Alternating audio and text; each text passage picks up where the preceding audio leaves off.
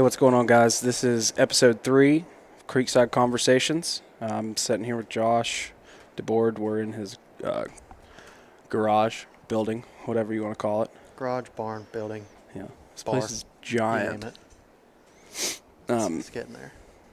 Yeah, I like all the woodwork you've put in here. We moved the bar out of the way because it's kind of awkward to sit at. Yeah, it's a project that haven't finished yet. Turkey season's too close. Turkey season is right around the corner. I leave next week. Where are you going? South Carolina. What are you doing down there?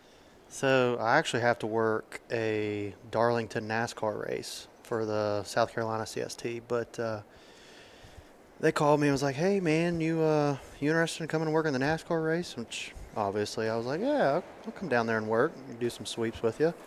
And started thinking, I was like, "When is that race?" And they're like, "You can come down around April 3rd, 4th. Races on the 6th or the 7th, and then you can go home." I was like, "Okay, let me look into that." Check the old Google box real quick. Opening day of turkey season's April 3rd in South Carolina. I was like, "Yeah, man, I'll be there." So I'm gonna take 3 days of leave on the back end and definitely hunt the back end. But I'm gonna try to go down on my travel day early and see if I can't strike one on the 3rd or do some scouting. I think you can hunt all day there too. I've looked into the regs, and I don't know, every state's different. We're not used to that here in West Virginia, so Yeah, time cuts out at 1 o'clock here. you know me though. After 10:30, I'm like, if they ain't gobbling, let's go find something to eat. You going public? Yeah, definitely. I forget what WMA it is, but there's one near Florence that I'm gonna go check out, and then I'll be driving down to Columbia as well, so I could definitely try to hunt Fort Jackson, which is public if you can get on there, but obviously I'll be down there because that's where they're stationed at. So It's Fort Jackson. Is that like sign in? yeah, I have to read. They have some really strict gun laws, kind of like Leonard Wood, so I have to may have waited too late actually. I got to see if you can register a gun there or not because it's kind of important for turkey hunting. Yeah. Not into shooting them with our bows. Yeah, I'm not good enough for that. I was watching a video the other day of a guy. I think it was Kirk Price. Kirk was taking some guy out, and Tom came up over the hill. He let one go, shot over top of it, took off running, got another shot at it, missed again, and then the next clip he was carrying a shotgun. The dudes that I think have perfected the bow hunting turkeys is Michael Hunsucker with Heartland Bow Hunter. They just posted a video the other day of a turkey at 11 yards. You can see it in his Garmin.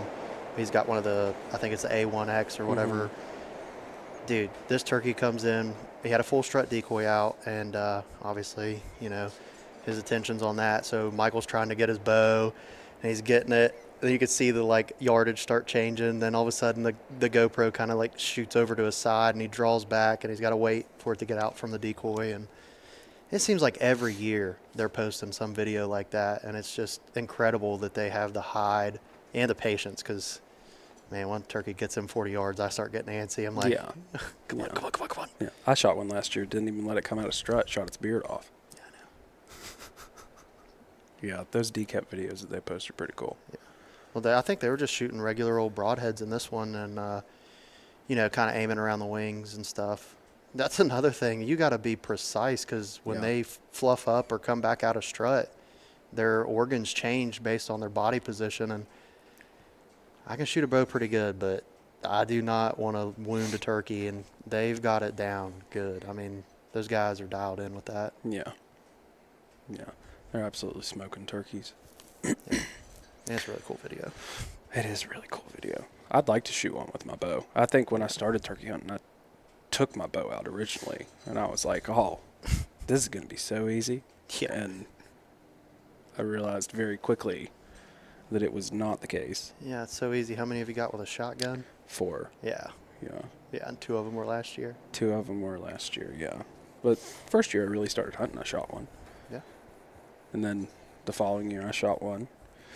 And the following year I broke my foot doing chest bars. Suicide grip. Yeah, CrossFit's not for Lucas. No, I can't stop from getting hurt. But what you gonna try anything different in South Carolina than you do here? Like, are your tactics gonna change up, or what do you have planned? I'm really just kind of winging it because I mean I've only hunted out of state in Ohio, West Virginia, Kentucky, and Virginia. So we got all the mountains and stuff, and it's kind of similar to back home. Get on a ridge, hoot, even if it's midday, try to locate one and use the terrain to your advantage. Well, down there, it's pretty flat, so it's going to be a learning curve. I think the biggest thing is judging the distance. I won't know how far they are because I'll think it's a lot further, but it's just flat. Yeah. And I might be actually a lot closer, or vice versa. They might sound like they're, right there, and I'm sitting there for 2 hours because, I don't like to get up and move around a whole lot. No, you're pretty patient. Yeah. You're pretty patient. But really, other than that, I mean, the only other thing I'm going to change is I'll probably wear bottomlands or greenleaf where it's real early still because we've never hunted that early. And at least here it's not super green, but I might get down there and it might be super green. Yeah. But that's why that greenleaf's pretty good because it's not overwhelmingly green. You got a lot of bottomlands in it, so Yeah.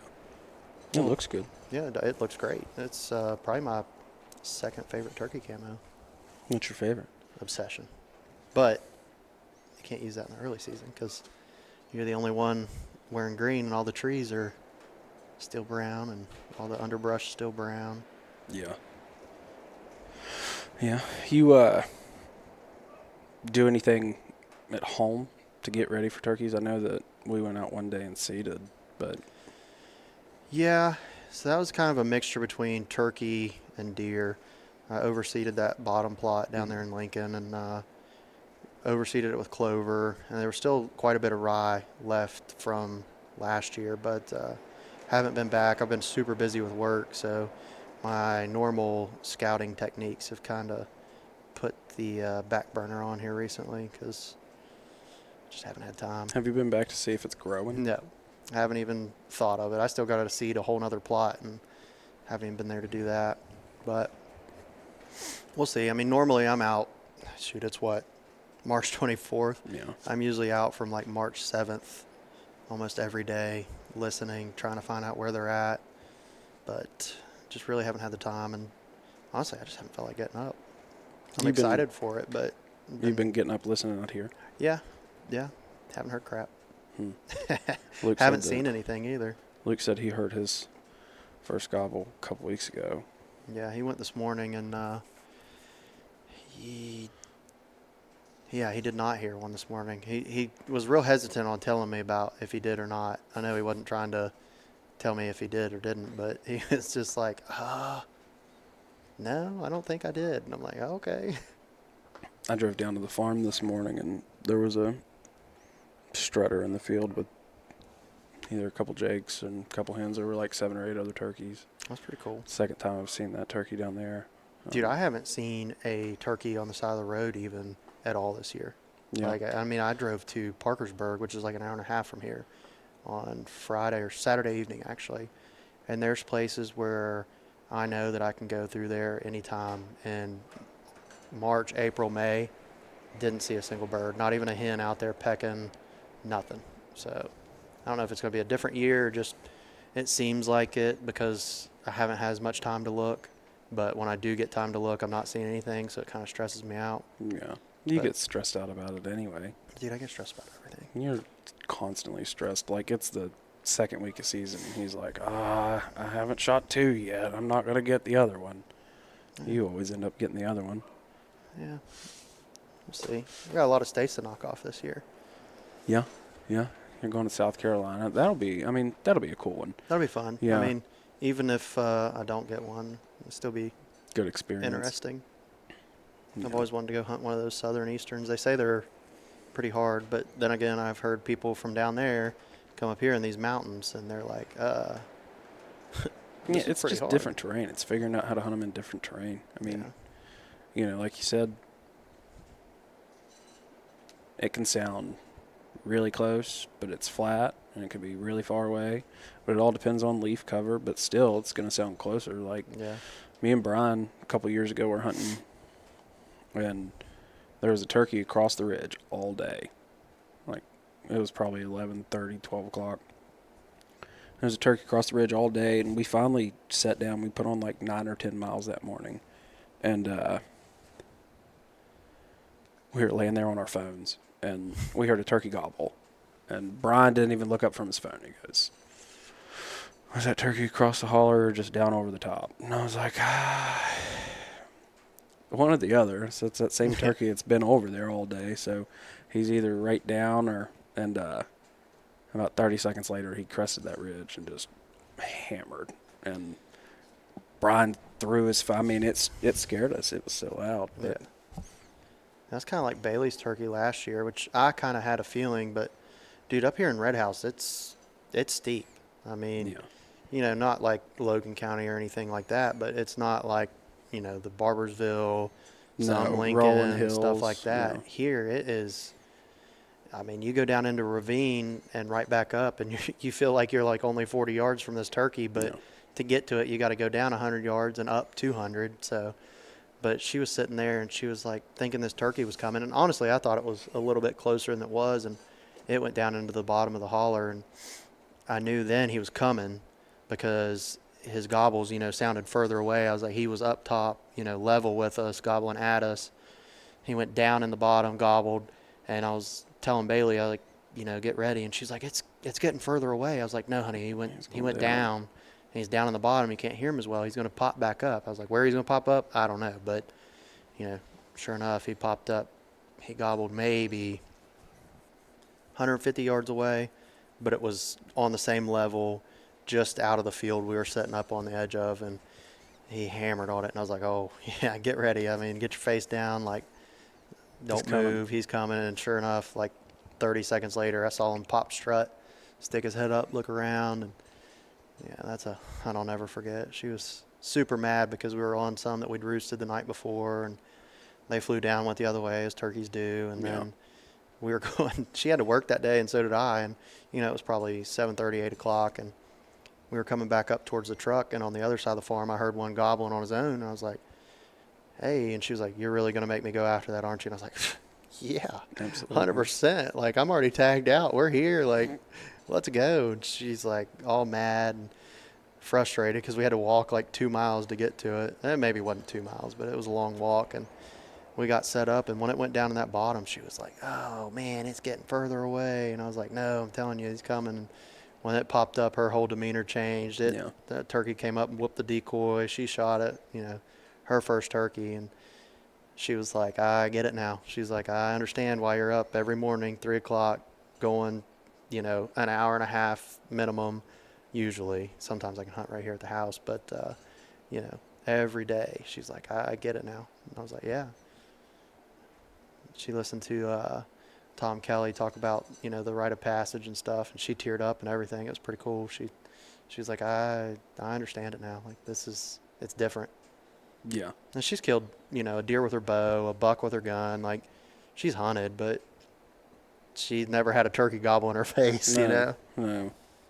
Me and Luke were talking the other day, like, deer and turkeys get you fired up in different ways. Oh, 100%. Like, deer will get your blood pumping, but when you feel the ground shaking from that gobble right in your face, it's a completely different feeling.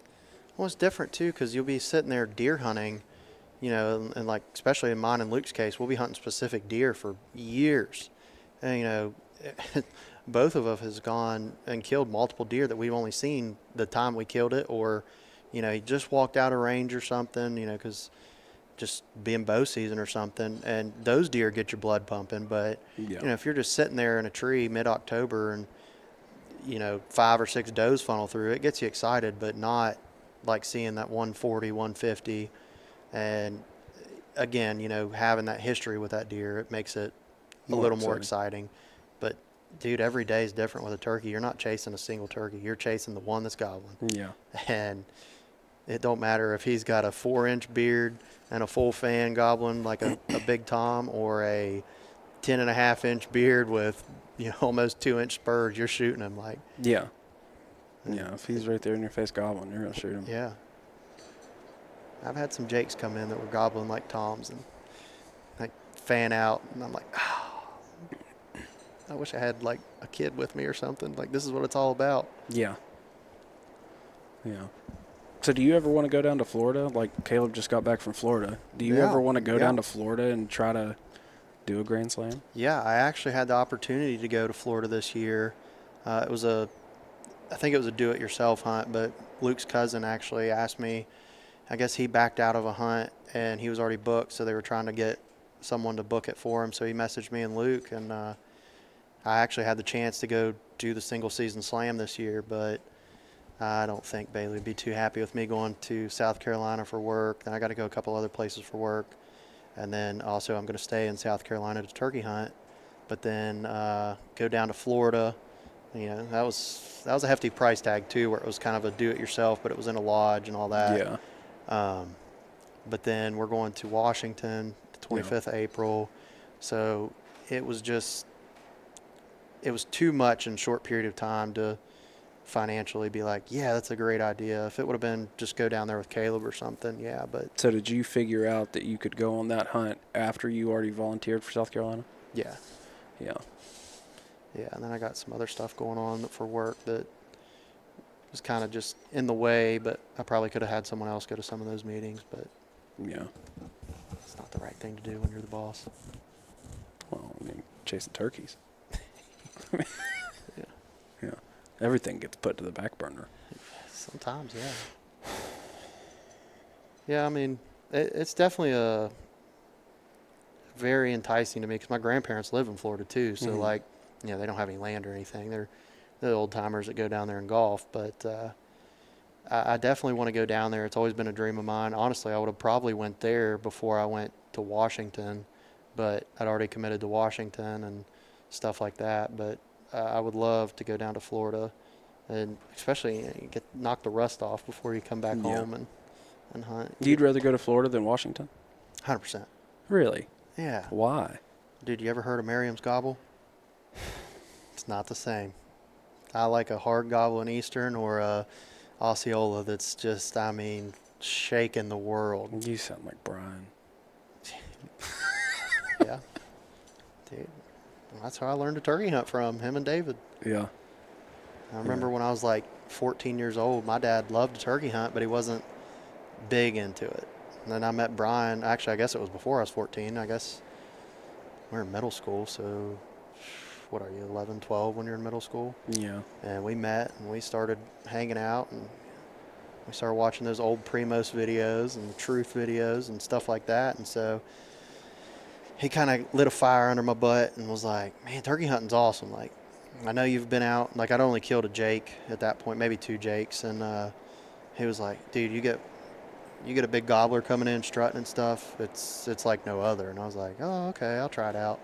Dude, me and him started hunting together, and it was just came on after that. Never looked back. But with all that being said, I think Brian and I have killed like maybe 5 turkeys together in Which is crazy. 15 years. The amount of time you all have hunted together, you've only killed 5. Yeah, never doubled. Had plenty of opportunities, and just turkeys being turkeys. I've probably killed just as many with you as I have Brian. I know I've killed way more with Luke, or at least seen die with Luke, than I have Brian. Yeah, you guys have tuned in. Well, I mean, yeah. You are. You Yeah. guys, when you guys go hunt together, it's pretty. yeah. You guys pretty double epic. almost every opening day, at least the first week. A lot of that, kind of goes back to your question about scouting. Like, Luke lives at his farm, and he's got 60-some acres, and he'll know where every turkey is, and I'll go out there with him a lot and scout. And then my farm's only 10 minutes from him, so if I can't go, sometimes he'll go over there and scout. And we do a really good job of knowing where the birds are before opening day, because after opening day, you never know. Like, granted, some years unpressured birds and stuff, you get pretty lucky and stuff like that, but where I hunt, there's a lot of pressure around. So there's my dogs. So scenarios, what do you think the hardest eastern turkey is to hunt? Like, what's the hardest scenario that you've ever been in trying to? The hardest scenario? Shoot, I'd probably taking my wife. Because there was a lot of pressure. I mean, I'd go out with you or something that's never killed a turkey at that point, and you understand it. You've been hunting and stuff, Yeah. but you got that drive. She doesn't have that drive, and I mean, I guess she does now, but at the time she didn't. So there was a lot of pressure to get her on a bird, not an easy bird. Like I don't want that. Like I want a good hunt for her, and she'd been, I think, 2 other times, and both times we'd never heard a gobble. Maybe heard a gobble way off, but like it was just a lot of pressure. So that was probably the worst scenario. But Man, luckily, sometimes. So I start thinking about like Coulter, yeah, and a lot of people, like me, like when I was growing up, I went deer hunting. My dad put me in situations where it was like easy, and I think it just kind of took the fun out of it. Like, I talk to people, about them taking their kids hunting because I'm thinking about taking my kid hunting. Like he's getting ready to turn 3, so I'm not taking him, this year. yeah, Probably even next year. But I sit and I think, is it fair for me to, go in, put in work, and then get set up on a turkey? And, not everything, it's not always cut and dry. Like, it's going to work out great. But, like,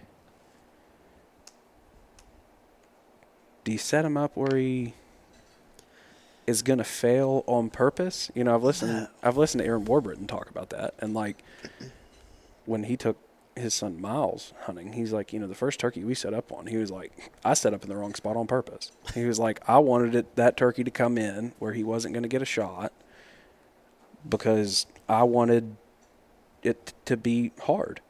yeah, I don't want it to be so easy that he thinks, oh, this is so easy. Like the turkey comes out, you shoot it. And he's like, I'm trying to instill drive. And I do think that oversimplifying things, and it's not oversimplifying, it's probably the wrong way to phrase it, but making things too easy makes it less enjoyable. Like, I think that the struggle and the failure is what drives people to want to be better. Like, yeah. I mean, I definitely agree with that to an extent. Like, and I don't know if I'd ever set up on a turkey where I knew I wasn't going to kill it. I mean, I would kill a turkey. Like, I'm not, Will Primos or something that's killed him, but like, I don't know. I look at my nephew Noah all the time too. Like, he's getting into hunting. He just turned 12, and like, obviously I want him to go out and have that good experience right off the bat I think, to get them to get that drive, like get that adrenaline rush, learn what that adrenaline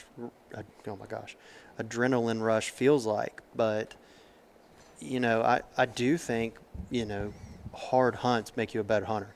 yeah. I mean, obviously, like, my very first deer hunt, it was, my dad took me out when I was, 8 or 9 years old. I had a 20 gauge and had slugs, and this deer came in. It was tiny doe.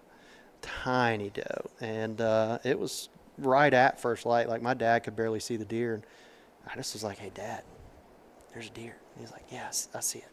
And I was like, all right, cool. I'm going to shoot it. And he's like, okay. Boom. Shot the deer. But, like I was hooked after that. Yeah. And, that's just a personal experience. Like, everybody else is different. Like, and now, granted, don't get me wrong. Like, the next time I went hunting, I didn't have a good experience. I mean, I went out, we had a farm out in Work County, and we drove around and sat and hunted hard for like 3 days because we had a camp up there. And I think I finally shot a deer. It was on a deer drive, so I mean, it still was easy, but like back then, that was a big thing. But also, like, the first 2 or 3 days, we didn't do that.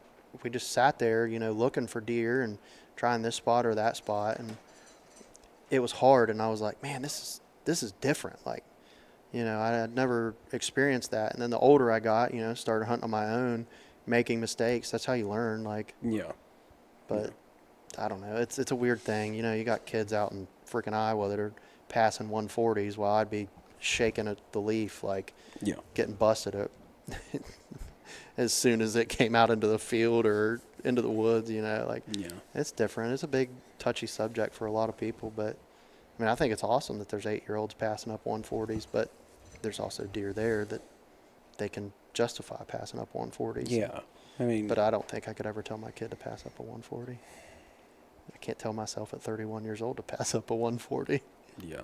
No, I know exactly what you mean.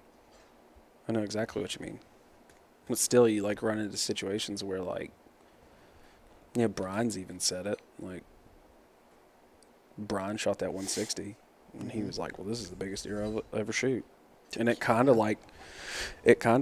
Yeah. you know, made him slow down because he was like, "Well, this is the peak." Yeah, I'm afraid I'm running into that this year. I mean, I think back, what was it, 2022, I shot that 8-point. I think it was like 142 gross, but, you know, it definitely still the oldest deer I've ever killed.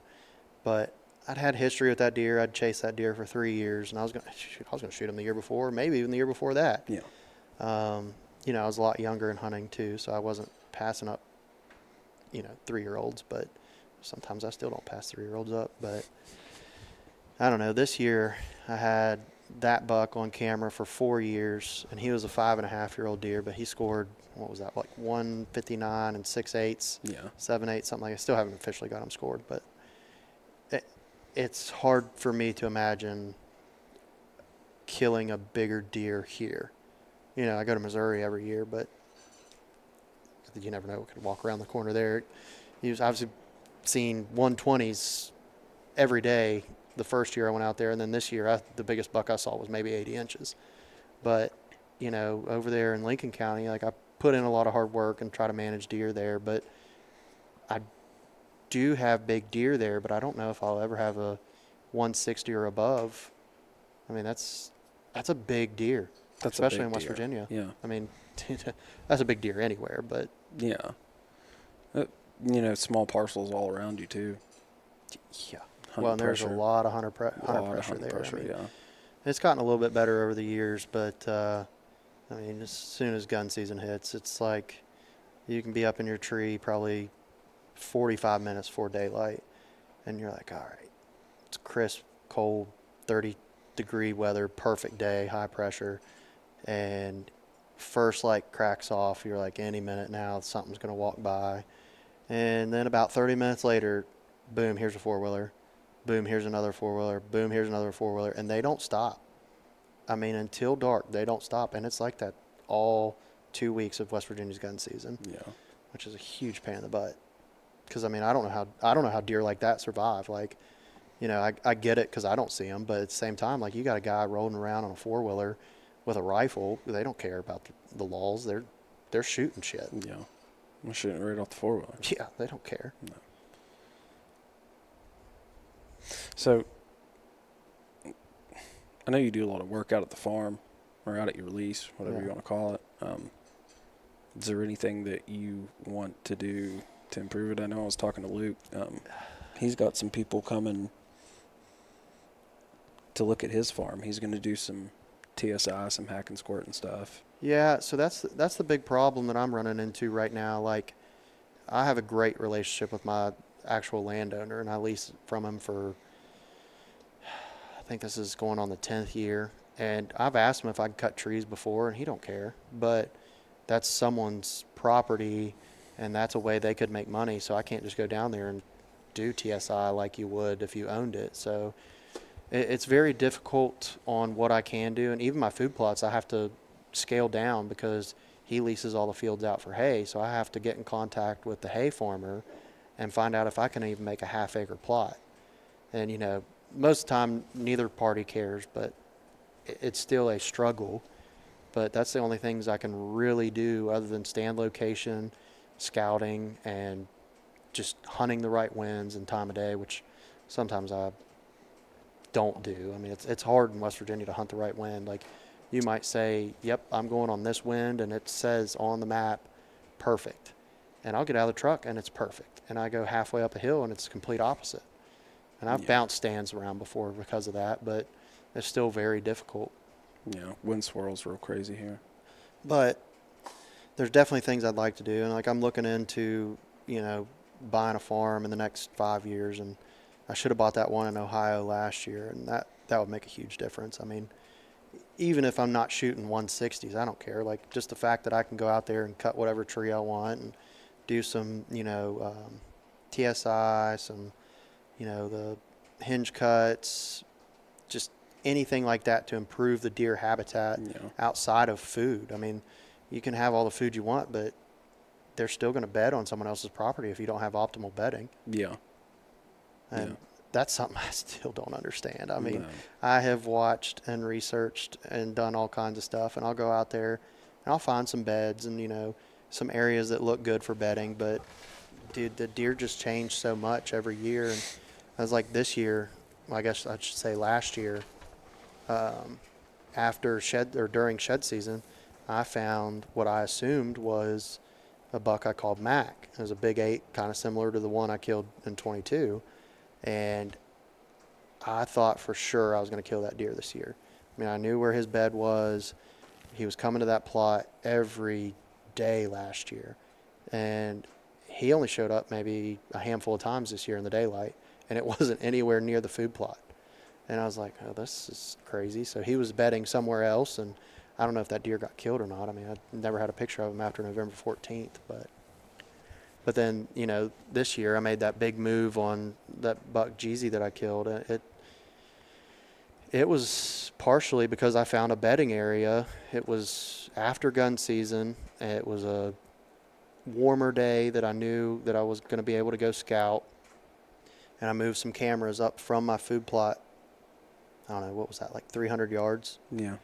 Just because he was in my food plot every day, right at dark or right after dark. So I knew he was coming off this one hill.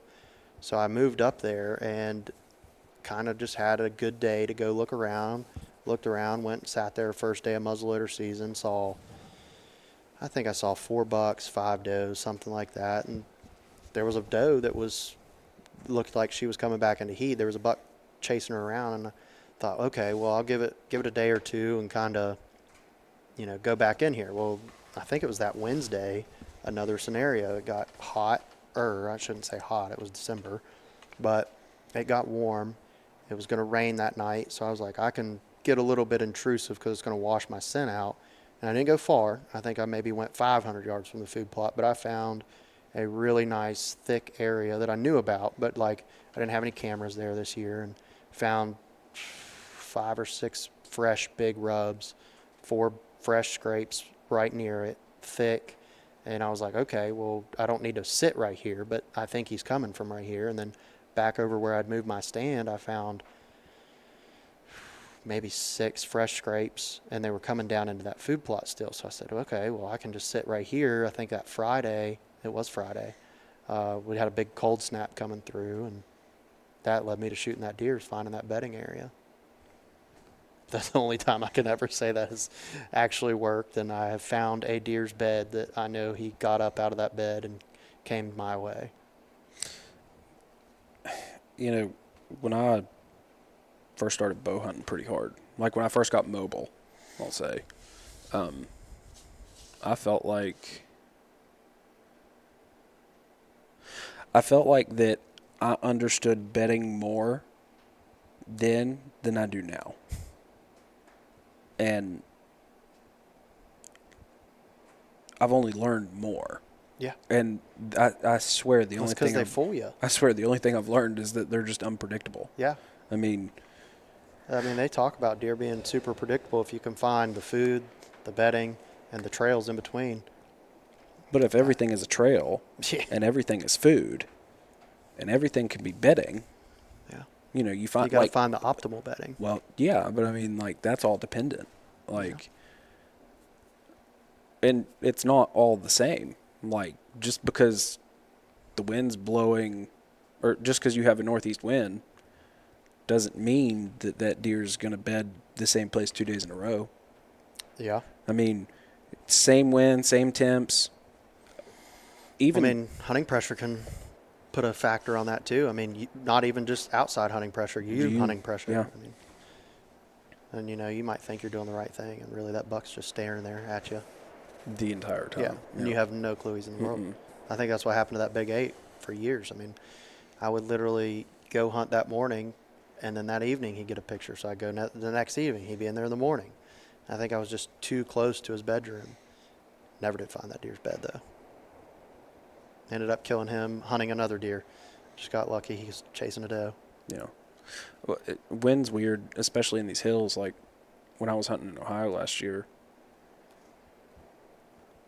I was dropping milkweed, and the wind was blowing.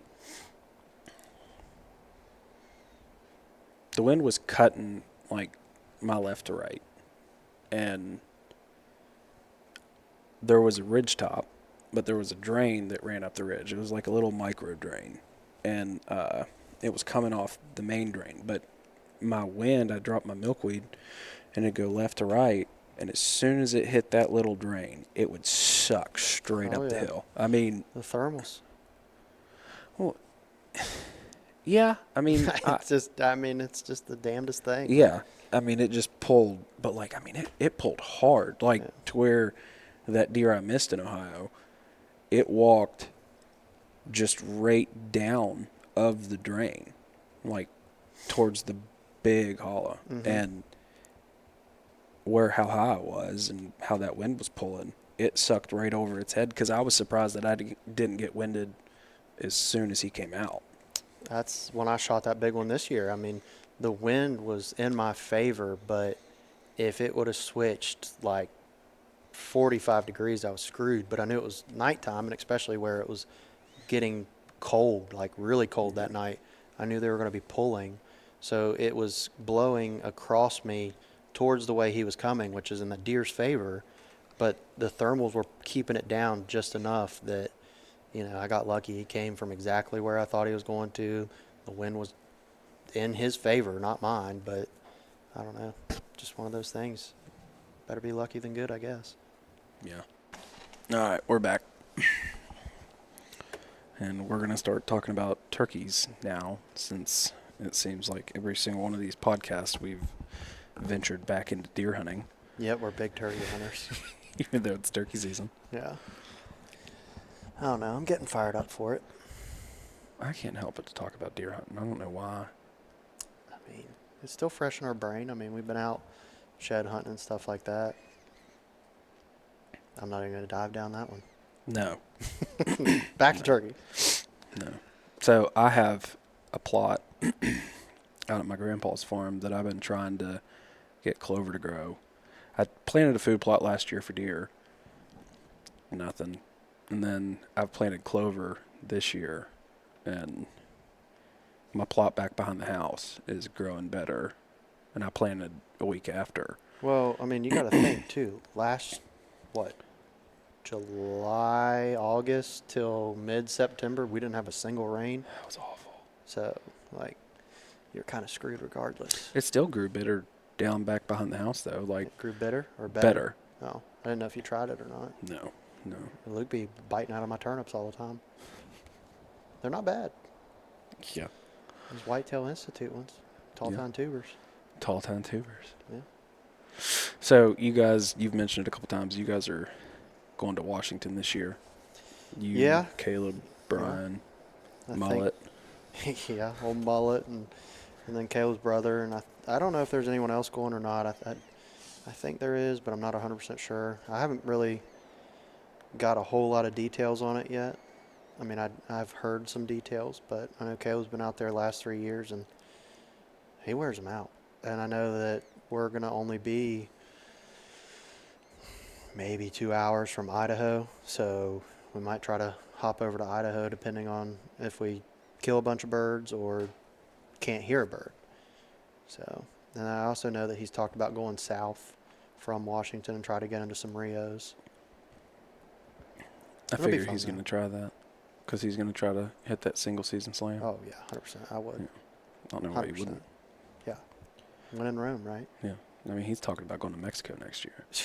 Get captured by the cartel. Yeah, it's a no for me, dog. Yeah. I went down there once, not for turkey hunting. Yeah. And I was like, well, okay. Yeah, I don't know. I'm excited. I got a packing list together yesterday. I mean, it'll be fun. Brian's excited because he's never been out of the state to hunt. Well, I guess he's been out of the state to hunt. He's hunted Virginia, but he's never done anything like that. He's done some trips with us to Missouri, but he's never been on like a big hunt.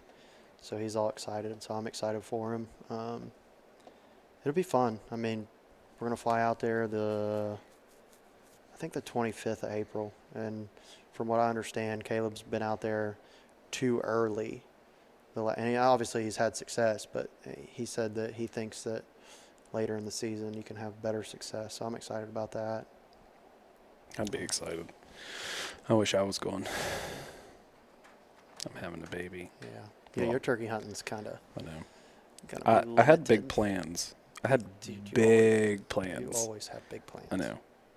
But I really thought that I was going to be able to pull this off. I'll probably be in trouble today that I'm not home getting the house ready and I'm here, filming this podcast. But I was going to try to go to Virginia, and then I was going to hunt West Virginia, and I was going to hunt Ohio. And I thought that's pretty reasonable. And I also thought about throwing Kentucky in there. It's expensive. Well, yeah. I mean, I'm still going to do it, but that's expensive. But I was going to try to hit all those. Yeah. But I still think I could probably do Kentucky and Ohio. But good news about Kentucky is you can hunt all day. Yeah. It's just finding a place to go. I was talking to a guy at church the other day, and he was talking about Yatesville Lake. Yeah. And he says there's a boatload of turkeys out there. But he said, I mean, there's just as many people as there are turkeys. Yeah, I went to Grayson Lake the first time I ever hunted Kentucky, and we went the evening before on like a little bass fishing trip and tried to scout, and we tried to roost some and didn't hear any. Went the next morning, and there was so many people at the ramp. And we were like, y'all going fishing? They were like, no, we're going turkey hunting. We were like, oh, crap. Yeah. And we heard a good turkey hunt. I heard one across the lake gobbling like crazy, and we were like, man, we should go over there. And we were already set up, and we sat there for a while, and it was gobbling and gobbling, and then you heard a kapow, and then there was no gobble. So that guy had a heck of a day. Yeah. I think I did more bass fishing that day than I did turkey hunting. Yeah. But I don't know. I'll probably go to Kentucky at least twice this year. I'm gonna go. Me and Luke are gonna go back to that farm that he hunted last year. Mm-hmm. I mean, that's like a boatload of acres, and we saw, the one he killed that came in with one. We heard like 6 that morning. We came out, and when we were filming B-roll and stuff, there was a gobbler 200 yards from the truck that we filmed. I mean, that place was loaded with turkeys, and honestly, there was a little creek or maybe it was a river, I don't remember. It was a small river or a big creek, and we were filming some B-roll down there, and there was a big cornfield on the bank above us, and there was crows going over top of us, and there was a turkey within 55 yards of us, just hammering on it. But I didn't have a gun. Well, I did have a gun. I had Luke's gun, but I didn't have a tag, so Yeah. I should have just bought my tag and tried to get after that one. But I saw a meme yesterday, and it said it's a DNR calling a guy, and it said, "Can you explain to me why you checked in a deer 2 minutes after you bought your license?"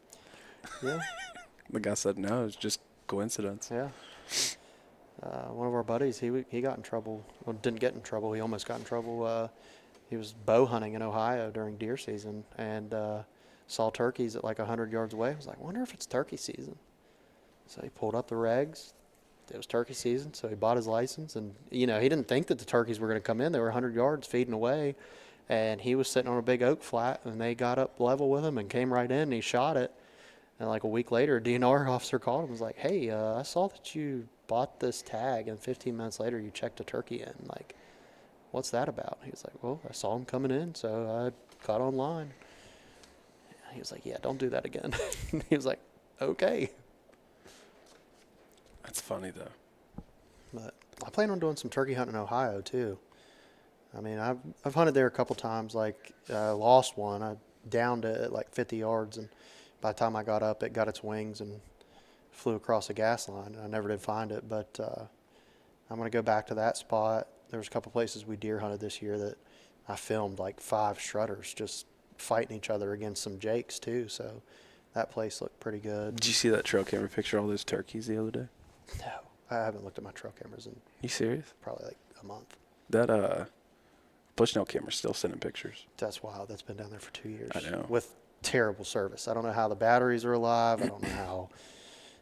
I don't know how. I was talking to Megan about that the other day. Yeah. I was like, we put this camera down here 2 years ago, and it's still running. Sending pictures. I do not understand. Dude, if you can get service with those Bushnells, they're probably my favorite, but it doesn't hold a candle to a Tacticam when it comes to getting service.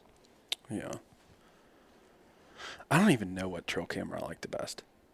Yeah. I like those Cuddy Links are great, but like the batteries die Dude, so fast. Don't even get me started on those things. I think they're great. Yeah. You've had bad luck, I've had bad but luck I mean, with them. But I don't have, even where my home camera has crappy service. yeah, So like, I thought it was going to be the fix-all, and I bought 7 of them, and they work sometimes. yeah. Yeah. But then you take them to Ohio where there's a dirt road for 2 months, and you stick one up and it's sending pictures left and right. So I don't know. Yeah. But the battery life is awful, and Yeah. they're big D batteries. Dude, I don't know. Luke's got Inconvenient. those Tracks. battery banks. Oh. Yeah, the battery banks. And he likes those pretty well, but I don't know. I just didn't buy them. I wanted to see if they'd work, and I still don't know if they do or don't. You gonna sell them? Probably not. You gonna take them to Ohio? Probably not. Probably going to leave them in Lincoln. I mean, it's better than being intrusive in there. Let's get back into deer. Let's keep talking turkey. You can put out trail cameras for turkeys. Yeah, but it's not the same. There was a trail camera I put out for turkey last year on a little bench. And this is where I thought I was going to kill my second turkey before we went and hunted Yeah. over at AJ's. Yeah. And, man, I tried to get Megan to go. I tried and tried and tried. And we would have killed that turkey. I mean, he was But in there it was strutting raining every day. and- I mean, there was always some excuse why she wasn't going to go. I mean, he was there every single morning. Yep. There's always some excuse. Oh, well. I'll shoot him this year. Yeah. One more for this year. Yeah. There ought to be a big bunch of turkeys there this year. I hope so. There's only one was killed out there. Yep. That's like Lincoln County. I know that I had some good turkeys, but I think I didn't kill one out there this year. Or did I? I don't remember where I killed my turkeys this I year. know I've been driving around the farm a lot and trying to figure out like places to put food plots Mm-hmm. and where they timbered that whole thing. Like, Everywhere could be a food plot. I mean, yeah, a lot of it needs burned. Like, Yeah. a lot of everything I have needs burned, but I'm too scared to burn it. Dude, especially with the wind that we've had Yeah. last month. Luke seems like he's not scared of it at all, which is just incredible that he's just like, oh, it's not even that bad. Yeah. He told me he'd help me burn in Lincoln County if I helped him burn at his house. Yeah. And I was like, how Fair much are you trade-off. burning? You know, He's probably just doing the garden field. probably. Maybe the barn plot. Probably like 2 acres. He says he's going to try to burn at night. But I'd like to burn that whole top. Mm-hmm. I would like to burn a lot of it, just because I think it needs burned. I think that you need to get in there with like 1,000 pounds of lime. Oh yeah, Yeah, bad. yeah. I need. My neighbor was liming yesterday. I Yeah, was or maybe one day last week. I was mowing and drove down into the food plot and was going to see if I needed to mow it, but there was no clover. It was just straight rye. And he came down on his tractor and he was spreading a bunch of lime. I need Yeah. to do that here too. I got a pull behind spreader last year that I need to take out there and get some pelletized lime Yeah. and do that. But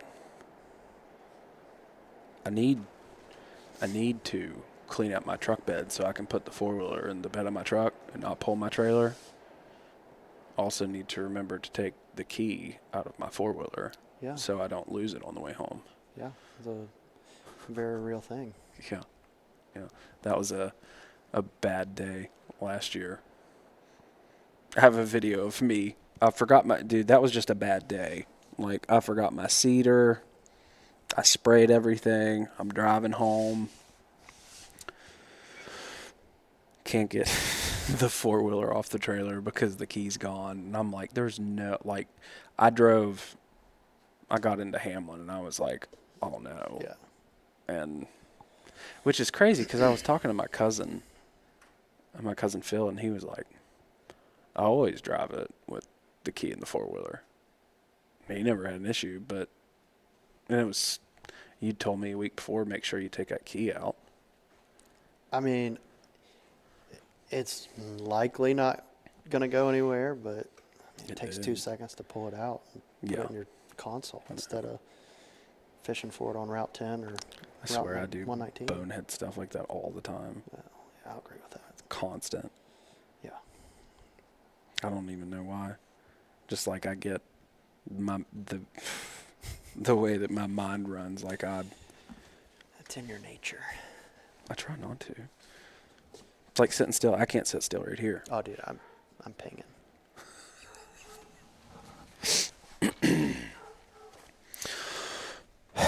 Well, I'll ask you because I've asked everyone else. What do you hunt turkeys over decoys? Oh my God, I knew this. You know the answer to this. Everybody knows the answer. It's 100% yes. I have never killed a turkey not over a decoy. And it's not that I'm like, oh, decoys are king. It just, dude, if I'm self-filming, I like having a decoy, whether it be a jake, a hen.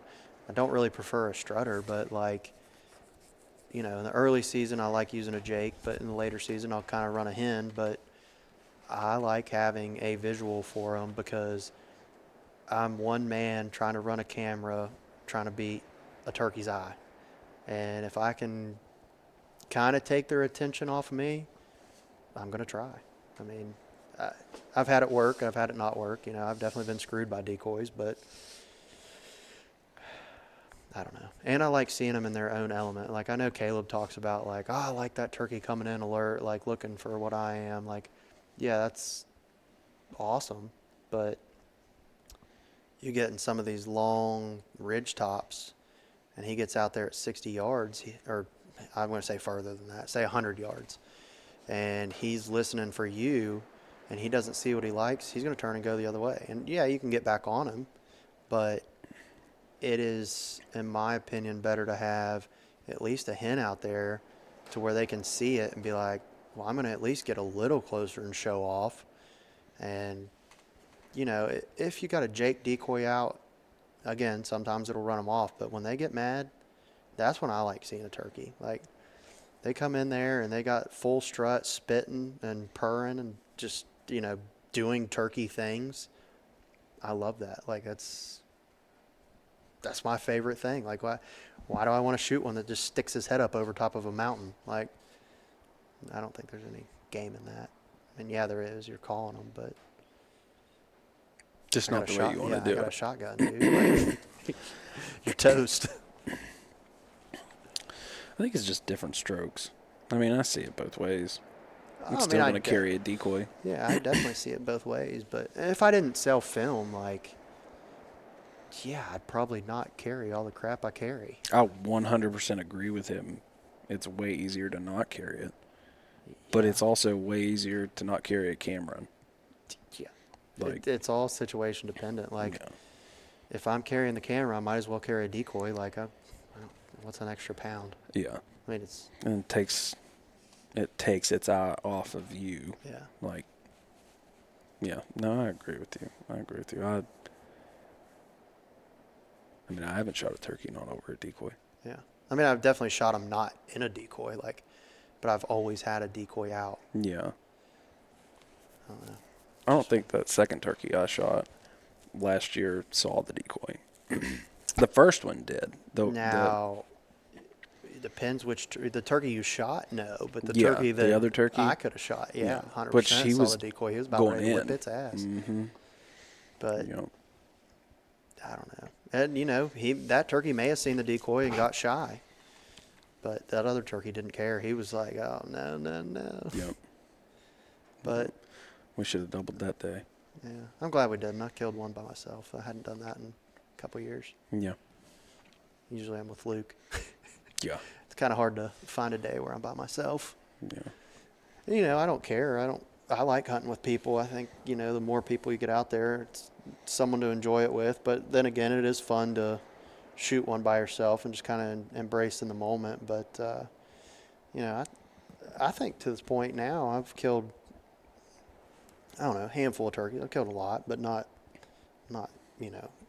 overkill or anything. But I would rather sit behind the camera sometimes and film someone shoot a turkey that doesn't have the opportunity, or like obviously like Bailey, who can't do it by herself, or like we take Luke's wife Tanner a lot, and those hunts are probably some of my favorite, where I don't have that pressure to film and shoot at the same time, but I still get just as fired up. Yeah. I mean, dude, if you watch back Tanner's first turkey, I'm like freaking out. Like, her and Luke are slow to get up, and she rolled that turkey at 40 yards and it disappeared. I was like, I ain't waiting on y'all. I'm going to go find this turkey and make sure he didn't flop over the hill and set his wings.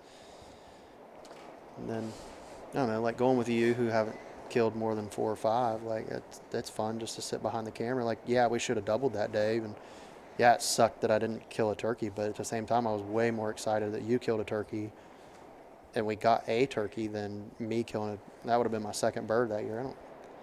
Yeah. It's all right. I think it's fun just sitting there behind the camera. And then again, Luke's Kentucky turkey.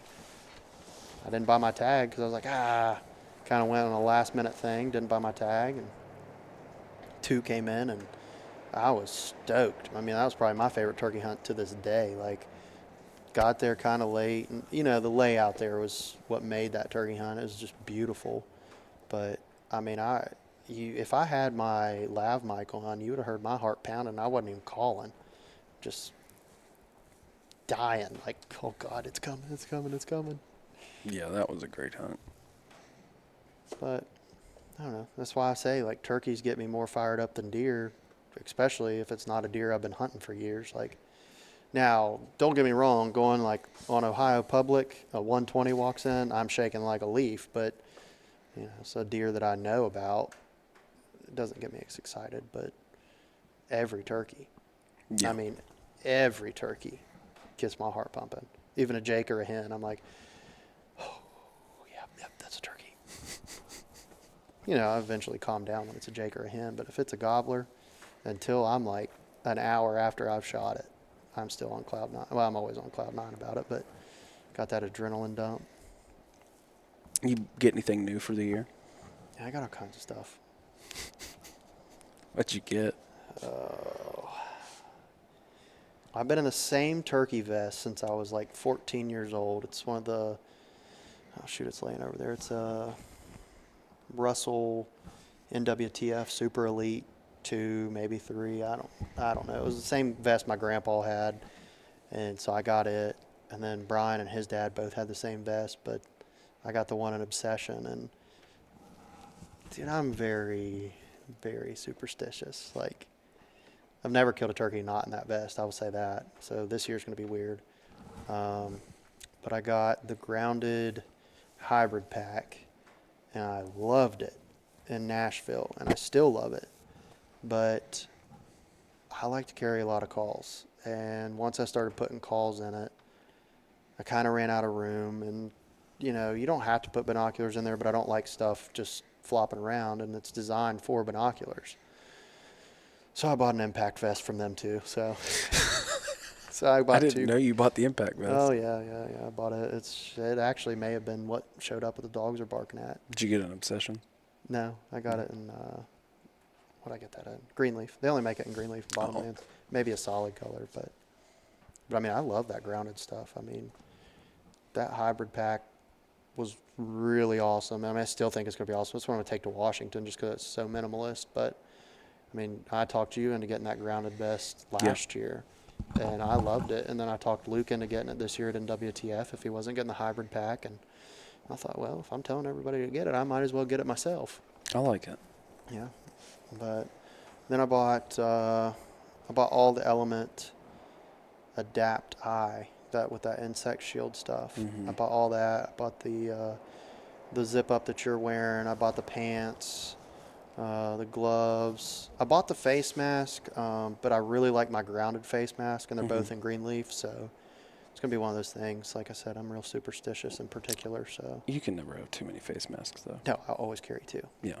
And whether it's I'm hunting with someone or I can't find mine, I always make sure I have two face masks because I don't want to be sitting there with a big old white face because I don't ever have a beard. Yeah. So. Which I get all Yeah. weird about my beard during turkey season anyway. Yeah. Ticks. Well, that new Adapt stuff has permethrin in it. I know. So. Hopefully it keeps the ticks away. I still get paranoid. Yeah. I think I got some other stuff too. I got some new mouth calls while I was at NWTF. I ran the Pinhoti purple combo cut, I think. Yeah. And I got another one of those this year. I got their Batwing.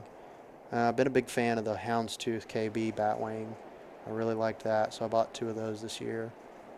And then I was actually just talking to the owner of Houndstooth, and he ended up hooking me up with it was a Winchester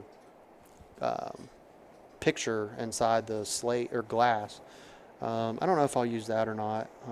Kind of cool that he just gave it to me for free. But I bought that Mr. Fox one from him the year before that sounds really good. But other than that, I didn't really buy anything new. You didn't get a new gun? No. It's too superstitious, dude. I've had that one for probably 4 years now. It's that Rite. I'm surprised you're still not shooting your 870. Dude, I do like that 870. I've killed all my turkeys with either that 870 or that Rite. I take that back. The first one I killed was with my grandpa's like double-barreled 20-gauge breakdown. That was pretty cool. But I don't know, man. I like having a camo gun. There again, filming. Yeah. Now, granted, obviously wood blends in with trees, but Yeah. it's just like one of those things I'm superstitious about. I don't know. I really don't think I got anything else new. I got some new gloves, but I'll buy 4 pairs of gloves a year just because I try to get a new pair, but I still find myself using like my Under Armour Bottomlands gloves that I've had since I was like 10. Yeah. But they're just raggedy as can be, but I can't find a glove that fits the way they do. Yeah, I agree with that. I think it's hard to find a good fitting glove when you find a good fitting glove. Yeah. Like I bought a pair of Drake non-typical gloves this year, and out of all the stuff I bought to go deer hunting, this is my favorite thing I bought. Can you wear those during turkey season? They'd be too hot. Oh, they're like insulated? Yeah. I got you. They're insulated, windproof. I mean, yeah. I don't think I'd wear those turkey hunting. No, but they're pretty great. Well, and I'm real weird too. I like my index and thumb with cutouts, and like Grounded makes a great glove, but they either have all fingerless or all fingers, so then I'm gonna have to cut the fingers out, and they're just gonna run into the same problem my Under Armours have, and they'll start splitting at the seams, and I'm not a seamstress, so they just. I know some people make gloves where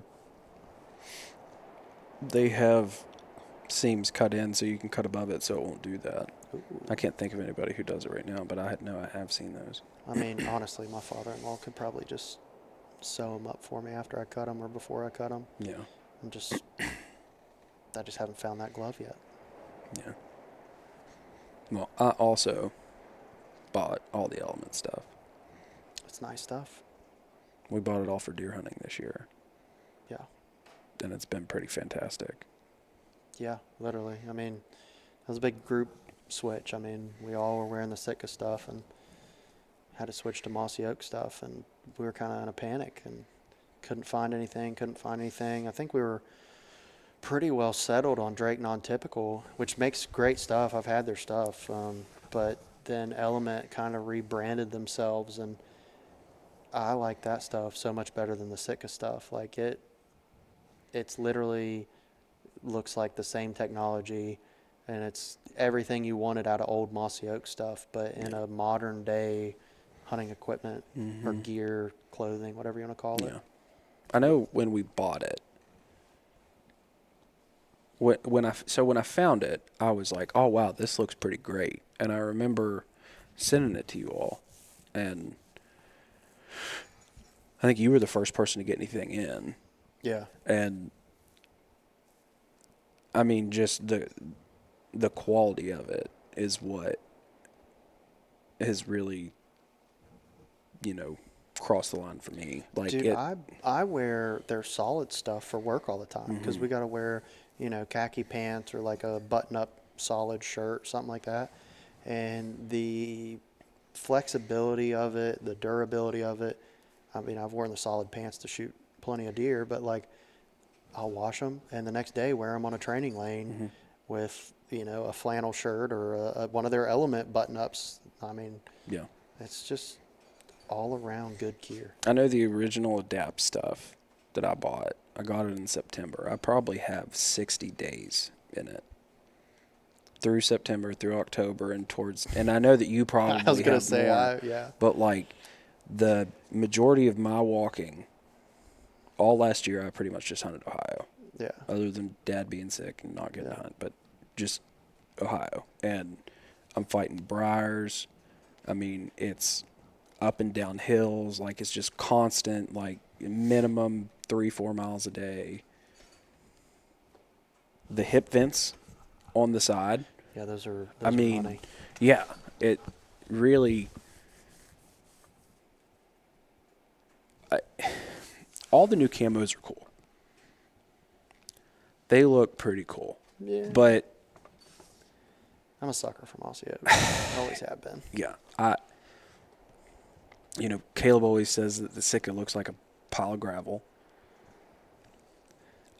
I don't disagree with I like the First Light technology. Yeah. Like I like the merino stuff. I like the First Light technology, but dude, Element has merino stuff now. I know that's what I'm saying. Like, And I mean, I don't think this is merino, this tech hoodie, but it feels the same. And I mean, they just came out with that right before NWTF, and this thing is nice. Yeah. I mean, it's awesome. Yeah. But the switch, all my turkey stuff was Mossy Oak, like, because you're just kind of hunting, like, you're going to get hot, you're going to walk around, you're going to sweat, you just need something to wick. I had some old pants that I had bought, old Under Armour pants, an obsession that I bought forever ago. But it's when you go in and you're walking in these hills and then you have to go sit in the cold, that you're like, man, it's like cotton. You can't wear cotton. No. Because you're going to freeze. Yeah. It doesn't dry. It doesn't pull away. So it's like you finding something that is going to wick well and that's going to keep you warm and it's also quiet. And personally, I've went back and forth between, the Elevate 2 was like just this craze that took off, but I really don't think it was the camouflage that made it take off. It was the technology. It was the technology. And I think that's why a lot of people switch to it, because it's really hard. If you're hunting hard, it's hard to not wear something that is going to wick like that. And we found that in the Element stuff. That's what I liked about the Sitka stuff is like you could wear your base layers and a pair of pants and just pack in like the Fanatic. Yep. And I didn't think I'd ever find anything to replace that. And then they came out with the Squall and the Inclement. Yep. And the day I killed my big buck, I walked in with, it was like 25 degrees and it was going to drop into the teens. I think I wore like a merino base layer and nothing up top other than the base layer, and then a pair of pants to wick briars that were the Adapt pants actually. And then got to the tree, threw on the Inclement bibs, climbed up, waited till I cooled down even more and threw the jacket on, and that's all I wore. And I never got cold. No. Now my hands were cold, but that's because I'm weird and don't like wearing gloves while I'm deer hunting. Yeah. It really is. It really is like out of all the companies that have came out recently emerged, like I wasn't sure if I was ever going to find anything technology-wise that made me happy, and I really am very happy with the Switch. Yeah, it's been pretty awesome. Yeah. It was very, very dumb of us to think that we weren't going to find something like that. I know. But it puts you in a panic. It does. I mean, especially when it's August, September. Yeah. Because you don't know how it's going to work in right. November, December, and then you get out there and you're like, oh, yeah, what was I worried about? Mm-hmm. I think, I don't know, like even you go online and you try to find a lot of stuff about the element gear, and there's not a lot of, like, there's people who do reviews on Sitka, there's people who do reviews on First Light, there's people who do reviews on I think a lot of that comes from, they've been around for, I don't know, 5-6 years, and then this spring or last spring, summer, they basically wiped their whole website and revamped it. So everything they've had is new. Yeah. And they just didn't have reviews yet because nobody had bought it. Yeah. I mean, hell, the stuff we ordered was all pre-order. Yeah. So you can't read a review on something that hasn't been tested. Came out yet. Yep. But we put our faith in it, and it was, I mean, it was awesome. It was the best decision we ever made last year. And I mean, shoot, they just came out with this Adapt Eye stuff for turkey season, and they're already talking about revamping their turkey stuff. Like, I'm like, what are you going to do? What are they going to come out with next? Yeah, like you provided me like a leafy top or something. Mm-hmm. Like, what? You're going to come out with a vest? Yeah, like what other technology? Because, I mean, they've got that shirt that you're wearing that's a quarter zip. They also have a button up, like, and just regular long sleeve shirts. Like, what are you going to wear turkey hunting other than a leafy top? Yeah. I don't know. I'm excited for it. Mine too. Probably going to spend more money. I'm going to get in trouble if I spend more money. My wife has told me that I need to settle down. Yeah, mine too. Which reminds me, I have a package on my porch. Yeah, you're screwed. Yeah, probably. I mean, since we started this podcast, I've had 2,000 rounds of 9mm and a turkey vest delivered, so I'm probably in a world of hurt as well. Yeah. Well, this is what it is. I mean, I think, like, gear-wise, it's way easier to get into gear for deer than it is turkeys, because, like, honestly, you don't need as much. Yeah, you really don't. You need mouth call, but you really don't even need a mouth call. Yeah, you use a box call. Use a box call. Push button. You can really nerd out over shotguns and ammo and chokes. I kind of do that. And now, I mean, like, you really don't even have to nerd out over the camo. Like, you got mossy oak green leaf. You got the permethrin-infused clothing, so you're not really having to worry about ticks. Dude. And what's crazy about all this stuff is, like, they say it lasts up to 90 washes. So, like, how often do you actually wash your turkey stuff? I know you don't wash it at all. I do, just not my leafy top. Yeah. I don't know why you would. Yeah, I mean, yeah, sure, okay, like it smells. But well, I got a new leafy top. Yeah, thank God. I got a North Mountain gear. See, that's where I can nerd out in camo. Like, I've got Bottomlands, I got Greenleaf, I got Obsession. Shoot, I still have Breakup from the 2000s. I got Shadow Branch, which is duck stuff, but I love Shadow Branch. I mean, it just all depends on what the trees look like. At the time, yeah. Yeah. Which I'm going to wear the same thing no matter what. I know. Oh, my God. You can't be wearing Obsession on opening day if it's no leaves. I did. I know. Last year. I know. I don't care. Well, you're hunting in a field, so it's not that bad. I was hunting under a cedar tree. Yeah. That blends in. I mean, Brian complains about me and you wearing solid pants all the time. Oh, I know. I know. He's real weird. Yeah. He called me yesterday, said that he went out scout, or I guess it wasn't yesterday. What is today? Monday? I guess it was Thursday or Friday. He went out listening for turkeys out there where me and him are going to go in Virginia and didn't hear anything. Yeah. He also said that out of that 900 acres, which is majority cornfield, it was timbered even further. So Yeah, that's what he told me. we might end up having to hit up some Public. old public land that we've hunted, or who knows. Well, either way, I think it's going to be a fun year. I'm excited to chase turkeys. I'm hoping that my kid doesn't come before turkey season comes in. My wife, for whatever reason, thinks that he's going to be born early, but he's due like the end of May, and I'm like, man, if he comes like 3 weeks early, you're not getting any time. Yeah, I need him at least to like wait till the 7th of May. If I can make it to the 7th of May, I'll be fine. Oh yeah, that's 2-3 weeks of hunting. Yeah. I just can't. I mean, if you could just go to Virginia, you could start a week early. I know, but I have a list of stuff that I have to get Actually, done. I think it's 2 weeks early. It starts on the 12th. Yeah. Yeah. Yeah. God, I gotta reschedule some stuff for work. Yeah. Push that stuff either forward or backwards. Well, I think we've been going for about an hour and a half. About an hour and 20 minutes. Yeah. I do have to get home. It's almost 6.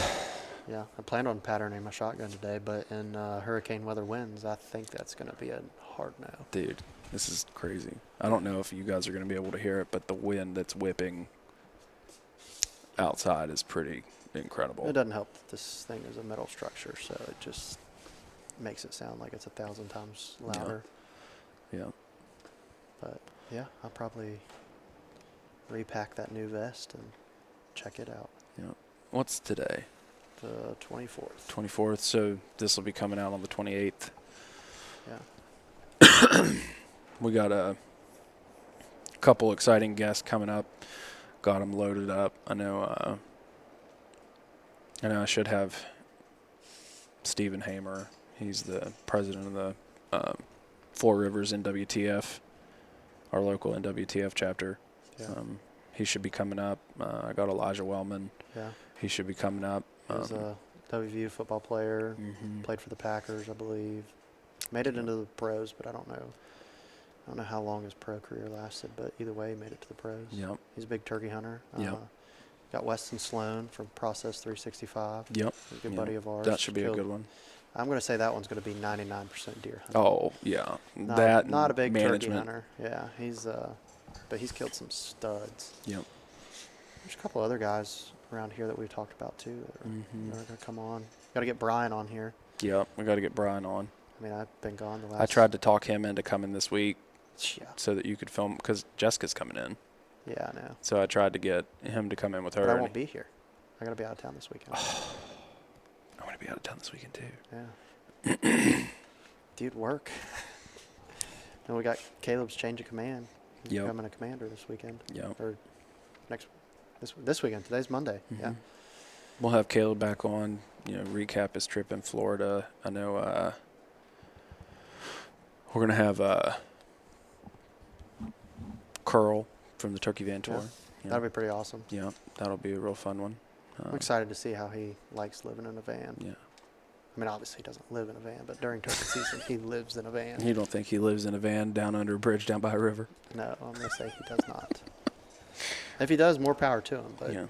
And then Toby. yeah, Toby Dean from 21 21 South. South, That one yeah. I'm really excited about. Yeah. I really like that channel. Yep. Yeah. So we got a few in the queue that we got to get pumped out, but we should be releasing podcasts every Friday. So I'm going to assume that's going to slow down in about a month. nah. You gonna take time out of your day while we're turkey hunting? Yeah. Just be talking to yourself. Yeah. I'm hoping that I can have them backed up. Yeah. Yeah. I know. I'm already panicked about next week because I'm going to be out of town, but Yeah. And I will be too. I know. So, but I think that's going to end episode 3, Creekside Conversations. Yeah. It's been fun. Thanks for watching. Kind of all over the place, but We'll figure it out. We have to get a format down. We're still feeling out what we're gonna do. But I don't know. I Hey. think it's hard to talk with each other Oh, 100%. just Plus, because plus it's Creekside Conversation. It's not, we're just having a conversation. it's hard to talk with each other because I know I call you all 4 or 5 times a day, all of you. Well, and Luke's not even answering my phone calls anymore because I talked to him so he's much learned last from week. the best. Yeah, also, like, it's different talking to someone who knows what your next plan is, your old plan. But sometimes, like during turkey and deer, your plan changes because of the animal. So. Yep. Anyway, thanks for watching. You can give us some feedback. We appreciate it. That way you can Good let or us bad. know if you do like this or don't like this. We're going to keep doing it anyway. I don't care. Yeah. But at least give us some feedback. Yeah. And that is going to end it. So thanks, guys.